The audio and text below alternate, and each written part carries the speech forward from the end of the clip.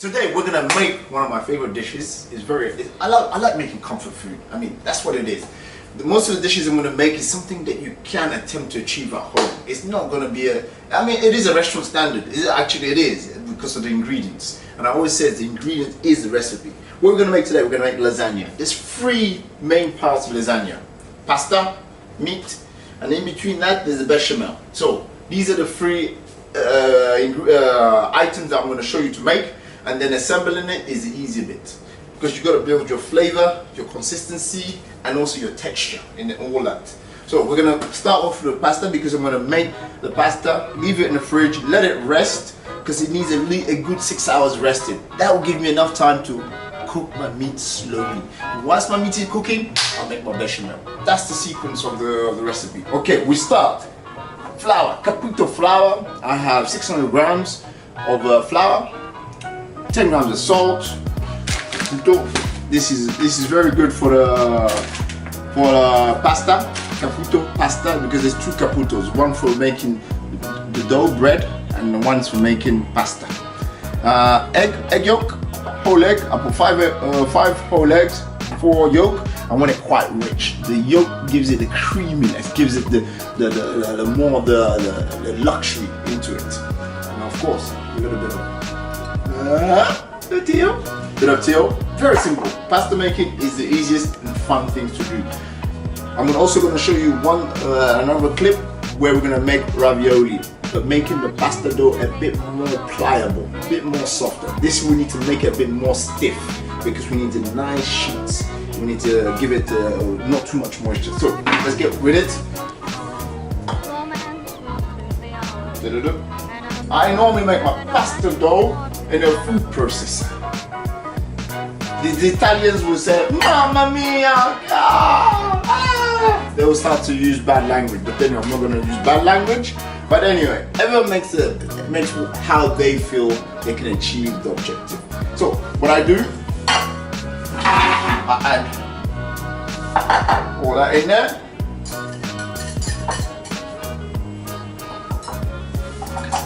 Give it a whisk.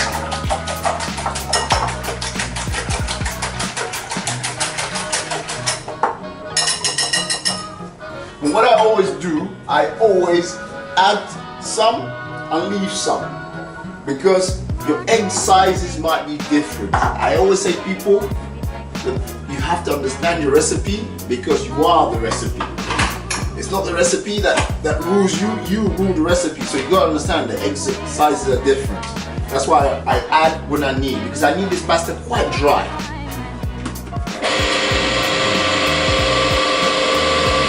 Mix it a bit. I don't work it too much. Now it's nice and fluffy. I'm gonna add a little bit of olive oil. Just a little bit.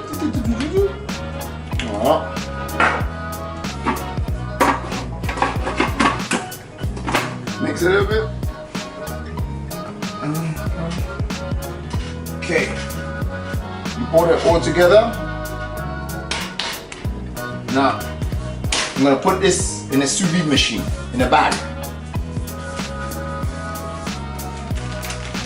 So what happens is that sous vide process will suck all the air and then squish it together, and then put it in the fridge. That will basically combine all the elements together. It's a way of cheating. The Italians will say, "Mamma mia, oh mamma mia," but it doesn't work. And it comes back. Okay. So now you can see how my color of my pasta is nice and rich in yellow, because all that has been squashed together. There's no air in it. This is a great trick to work your pasta, because working by hand you might also take out the gluten, which will make it too elastic. You don't want it to be elastic. So now I'm going to rest this in the fridge for 6 hours, and then we'll use it. Take the cup.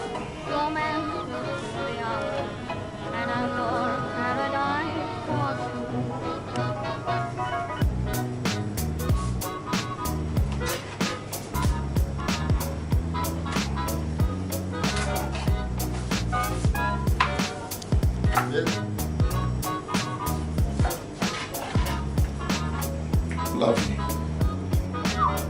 Beautiful. So, one more piece. Beautiful. Okay, I'm gonna leave this to mature a bit more. I'm gonna marinate this. I'm gonna cut a bit more. I'll marinate this and I'll show you how to do that later on. Nice chunks. I'm gonna put that through a mincer. I want the mincer quite coarse. I don't want it too mincy. Okay. Now I'm gonna take my bacon.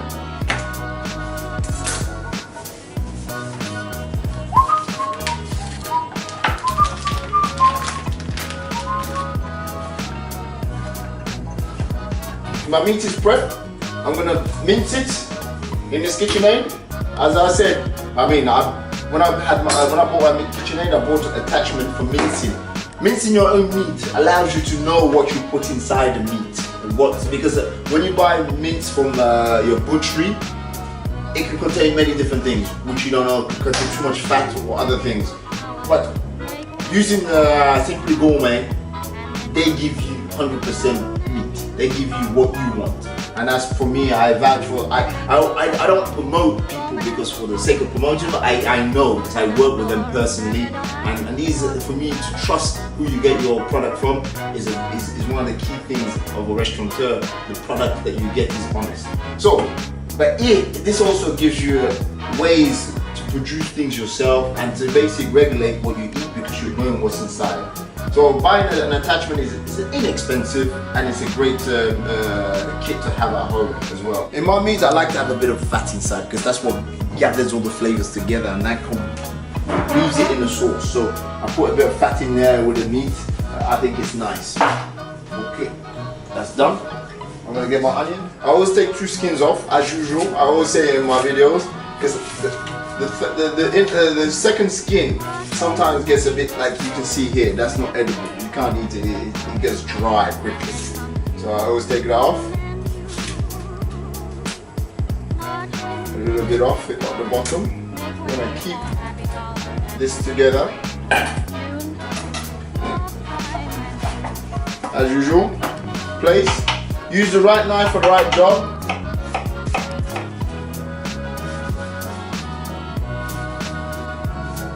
And then the big daddy comes. The big daddy knife. You want to just basically let the knife do the work. You guide the knife. It's all about letting the knife do the work. It's like the knife has got a GPS. You're controlling it. That's it. I like to get everything ready before I start cooking. Mince is ready. Tomato is ready. I use fresh tomato. I use a bit of chili. I like a bit of spice in there. A lot of garlic. I love the garlic. It gives you that deep flavor. The onion is gonna give us the sweetness. I've got my 2 chinata smoked paprika, the hot, and the juice, which is the sweet. I'm gonna put more of the juice than the spice. The spice just a little bit. Got my bacon ready, and that's it. A bit of salt. I will have a bit of salt and some herb de Provence. Smoked salt of herb de Provence with a lot of oil that brings all my flavors together.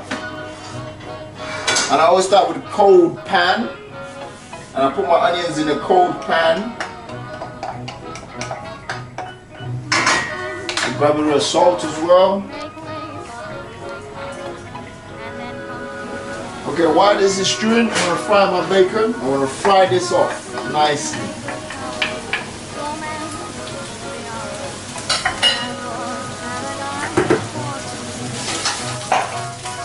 The picante, a little bit of picante.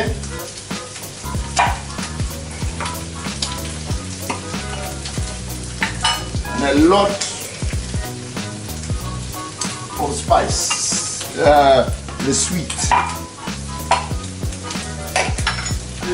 Okay, now you add some water.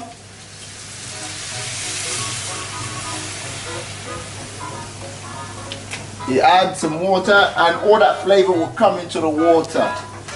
And let's bring it up.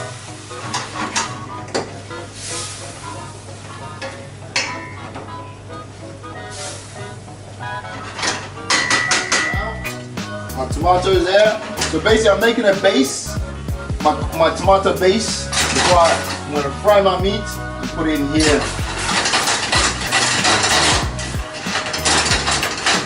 You can add tomato paste.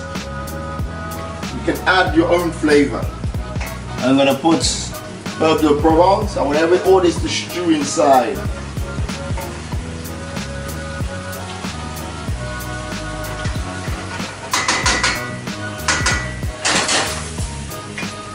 Voila. Now I'm going to add this.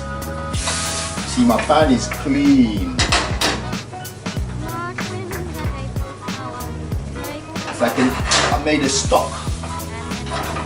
Making a stock. Voila. That goes in.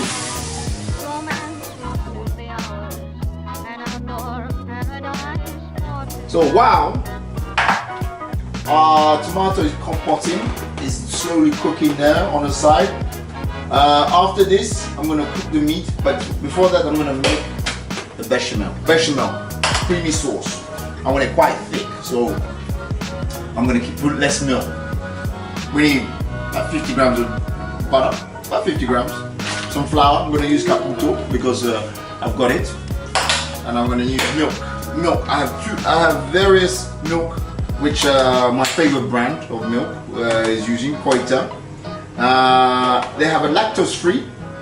They have the organic, which is semi-low fat, but you can get the full fat. They have different ranges of alternative milk if you want to make lactose or dairy free or animal free or whatever free you want to make. They have them. I'm gonna melt my butter in here. There. What I always do, also, I like to toast my butter, so I get this noisette. Yeah, and I like to roast my flour. And the recipe normally I use is equal amount of flour and butter. So what we do, and to know the equal amount of butter and flour is very easy. When you put the flour and the butter goes dry, that's you know you got the same quantity of butter and flour. So I take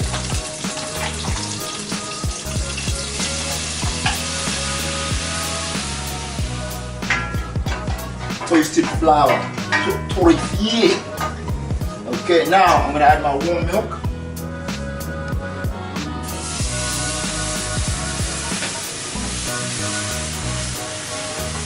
And I've also, by cooking out the flour, by toasting the flour, I've cooked it out, so it doesn't feel floury with my bechamel.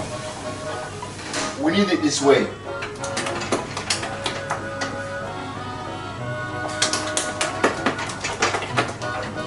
Aha, it's lovely. Lovely. Okay. Now, I'm gonna add mascarpone. I want it more creamy, rich.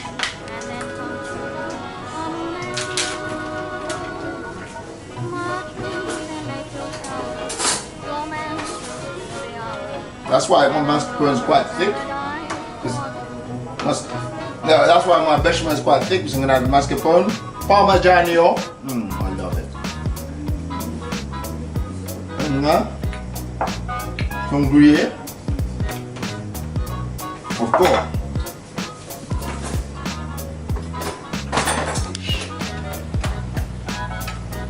And one of my secrets I do, I put it in a mixer to give it a nice smooth texture finish, which I do. As you can see. So you got mascarpone, parmesan, Gruyere cheese. Absolutely.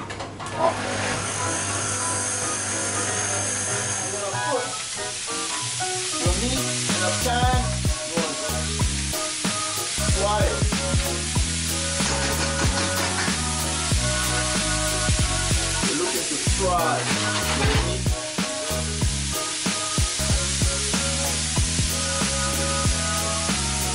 And you've got your tomato compote ready. You take your meat. So all the moisture's come out and evaporated. You've got some fat coming out. You're kind of now roasting it. You want a bit of color so it gives that richness of flavor.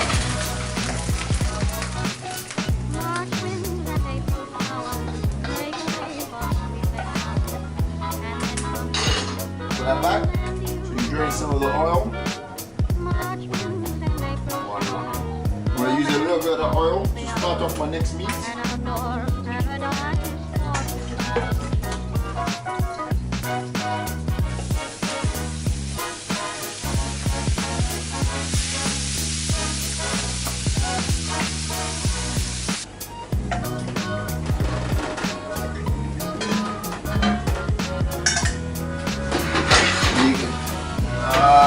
Comfort.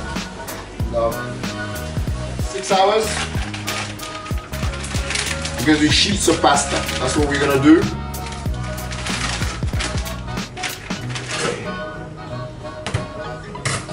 Half there. Do half and half.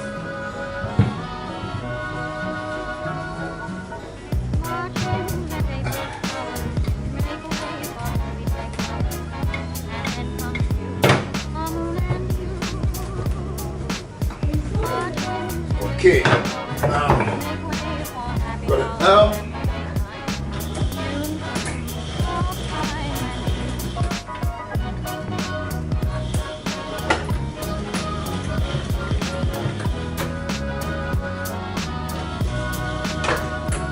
I like to leave my pasta dough quite thick.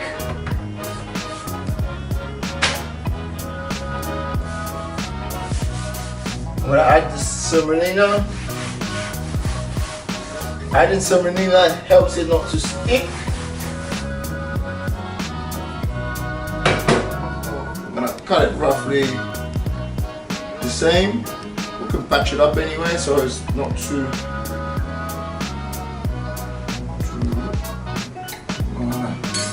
So it's easier just to cook. The water's boiling.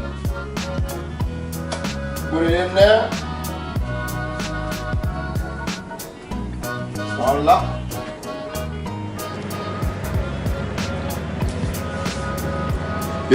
Be generous. This is a generous plan.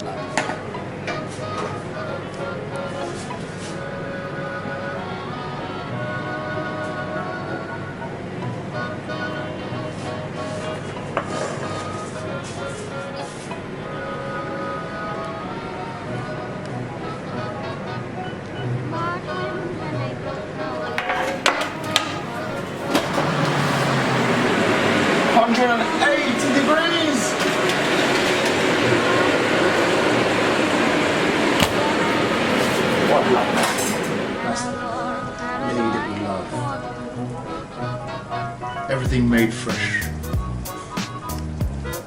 The smell is just... Cooking is a labor of love. And as I always say, it's a way to show our happiness with others. To share it. Because you made it with love, someone else is going to enjoy it with love. Oof.